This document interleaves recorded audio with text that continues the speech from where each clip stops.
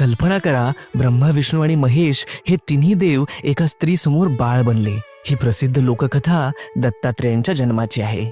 अत्री ऋषी आणि त्यांची पत्नी अनुसया दोघेही महान तपस्वी. अनुसयेचे पतिव्रत्य इतके प्रचंड की त्रिलोकात त्याची चर्चा. एकदा नारद मुनींनी त्रिलोकी फिरत असताना देवलोकांमध्ये अनुसयेच्या पतिव्रत्याची खूप स्तुती केली. ती स्तुती ऐकून देवी सरस्वती, लक्ष्मी आणि पार्वती यांना मत्सर वाटू लागला. आमच्यापेक्षा कोणी श्रेष्ठ? त्यांनी आपल्या पतींना भाग पाडलं की जाऊन अनुसयेची परीक्षा घ्या.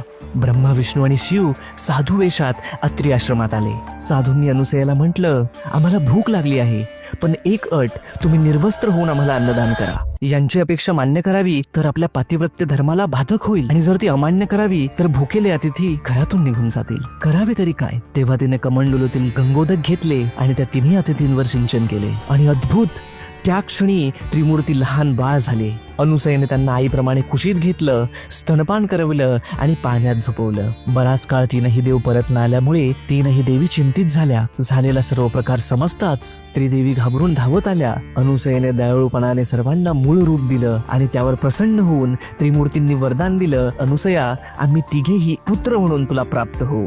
आणि अशा प्रकारे जन्म झाला त्रिगुणात्मक त्रयमूर्ती दत्त भगवान यांचा. श्री गुरुदेव दत्त.